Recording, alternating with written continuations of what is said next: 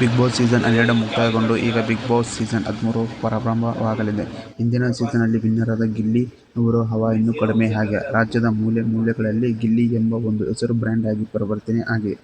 ಇದೀಗ big boss season 13 ಮನೆ ಸಿದ್ಧವಾಗುತ್ತಿದೆ. ಇನ್ನೇನು 2 ತಿಂಗಳಲ್ಲಿ ಸೀಸನ್ 13 ಸಿದ್ಧವಾಗಿದೆ. ಈ ಬಾರಿಯೂ ಕಿಚ್ಚ ಸುದೀಪ್ ಅವರೇ ನಿರೂಪಣೆ ಮಾಡಲಿದ್ದಾರೆ.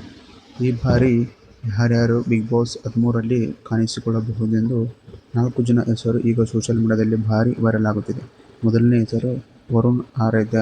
ಇನ್ಸ್ಟಾಗ್ರಾಮ್ ಹಾಗೂ ಸೋಷಿಯಲ್ ಮೀಡಿಯಾ ಇನ್ಫ್ಲುಯೆನ್ಸರ್ ಆದ ವರುಣ್ ಆರಾಧ್ಯ ಅವರು ಹಾಗೂ ಸೀರಿಯಲ್ನಿಂದ ಮಧು ಅವರು ಬರಲಿದ್ದಾರೆ ಎಂದು ಸೋಷಿಯಲ್ ಮೀಡಿಯಾದಲ್ಲಿ ಭಾರೀ ಚರ್ಚೆಯಲ್ಲಿದೆ. ಹಾಗೂ ಗಿಲ್ಲಿಯ ಖ್ಯಾತಿ ಪಡೆದಿರುವ ರಾಘು ಹಾಗೆ ರಾಗಿಣಿ ಎಂಬ ಖ್ಯಾತಿ ಪಡೆದಿರುವ ರಘು ಅವರು ಬರಲಿದ್ದಾರೆ. ಹಾಗೂ ಸಮೀರ್ ಅವರು ಬರಲಿದ್ದಾರೆ ಎಂದು ಸೋಷಿಯಲ್ ಮೀಡಿಯಾದಲ್ಲಿ ಬಹಳ ಚರ್ಚೆ ಆಗುತ್ತಿದೆ.